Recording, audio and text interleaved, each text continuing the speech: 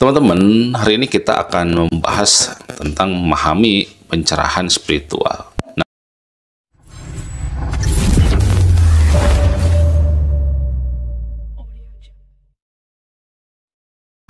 teman-teman, ada seseorang yang bertanya, dia adalah seorang yang tidak mempercayai agama. Nah, apakah mungkin bisa menjadi seorang spiritualis sejati? Kurang lebih seperti itu pertanyaannya, teman-teman. Nah, kita hanya akan mencoba menemukan jawaban yang netral, teman-teman. Jadi ini bukan mungkin atau tidak mungkin ya, karena segalanya adalah sebab akibat. Semesta hidup dalam dua nilai yang terseimbangkan, teman-teman. Nah, semoga dengan jawaban yang sederhana ini bisa menjadi pengetahuan netral semesta yang mampu mencerahkan setiap semesta yang masih terjebak dalam pengertian yang keliru untuk menemukan pencerahan spiritualnya masing-masing, teman-teman. Nah, teman-teman, kekeliruan kecil kita selama ini adalah mengkaitkan Tuhan dengan agama. Itulah kenapa banyak dari kita yang terjebak dengan persepsi kalau untuk menjadi spiritual harus beragama. Dan seseorang yang beragama sudah pasti spiritualis. Mungkin di kalangan masyarakat masih seperti itu dalam berpikirnya ya. Nah, mulai sekarang coba jangan lagi berpikiran kalau spiritualitas dan agama adalah sama gitu. Memeluk agama tidak bisa menjadi tanda dari spiritualitas. Yang sebenarnya adalah memeluk agama itu merupakan tanda dari religiositas dan bukan spiritualitas, teman-teman. Nah, meskipun agama menekankan spiritualisme sebagai bagian dari iman, tetapi tetaplah seseorang yang religius belum tentu spiritualis gitu. Begitu juga kalau dibalik, seseorang yang spiritualis belum tentu harus religius.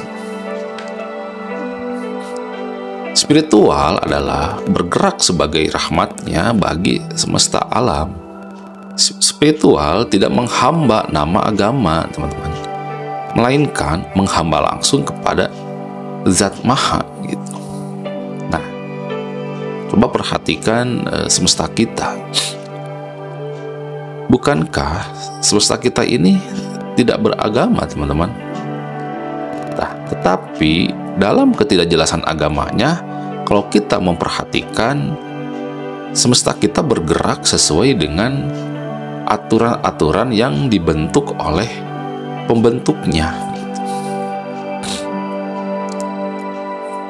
Mereka patuh kepada tugas dan fungsi mereka masing-masing. Mereka tidak merusak. Mereka hidup untuk memakmurkan. Mereka konsisten agar gerakan mereka adalah gerakan rahmatnya bagi semesta alam, teman-teman.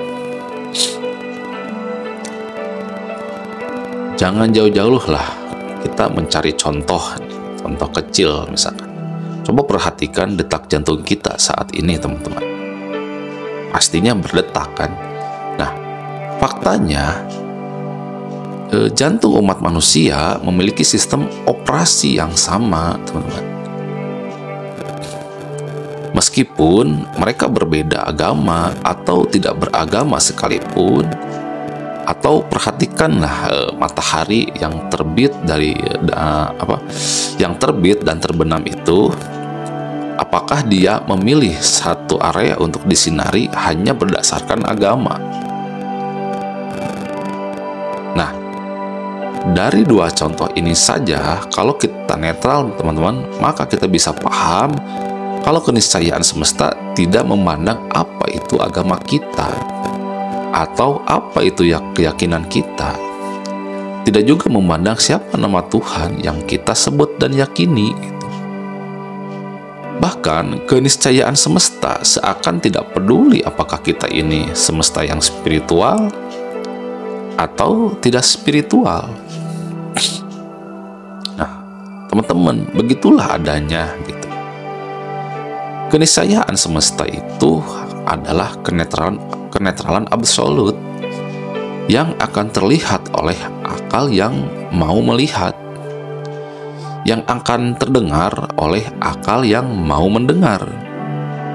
Kalau sudah terlihat dan terdengar, maka kita akan paham kalau semesta ini seakan-akan mau menunjukkan bahwa Zat Maha itu memang tidak butuh disembah gitu.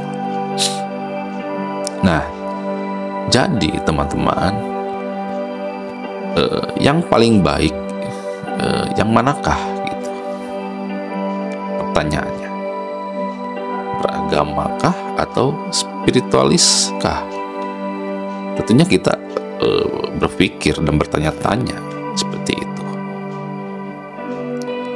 Nah, teman-teman, di dalam perbedaan manusia dalam keyakinan, baik itu memeluk agama atau tidak memeluk agama, kita harus mau belajar memahami nilai-nilai keniscayaan semesta, agar kita tidak saling menyalahkan atau membenarkan. Sekali lagi, ini adalah pembahasan yang netral, teman-teman. Apapun agama yang kita peluk, pastinya mengajarkan kita untuk mampu melihat kenetralan semesta dan hidup di dalamnya. Artinya, beragama atau tidak beragama, setiap kita bisa menjadi spiritualis sejati, teman-teman. Kita tidak akan menjawab salah satunya lebih baik ya, karena kebaikan hanyalah wajahnya. Dari dialah segala kebaikan hadir, teman-teman.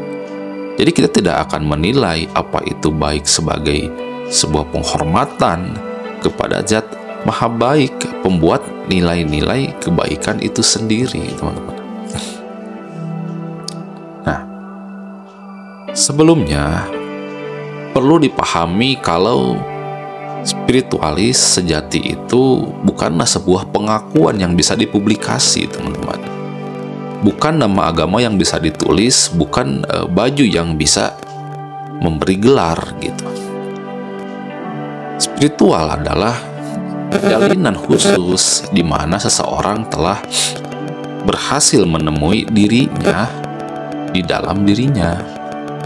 Hasil dari penemuan ini adalah pembelajaran. Jadi seorang spiritual adalah seseorang yang sadar sedang belajar dan berguru, teman-teman. Seorang spiritual sejati tidak akan bisa mengakui spiritualnya.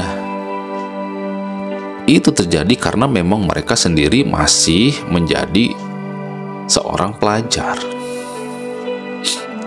Sebagai seorang pelajar, tidak ada lagi nilai yang mereka kejar selain mereka terus berguru dalam penghambaan yang ikhlas, dan itulah wujud kesejatian, teman-teman. Nah, jadi spiritual sejati adalah seseorang yang belajar dan berguru kepadanya. Kalau kita mau bertanya, dengan apakah mereka belajar?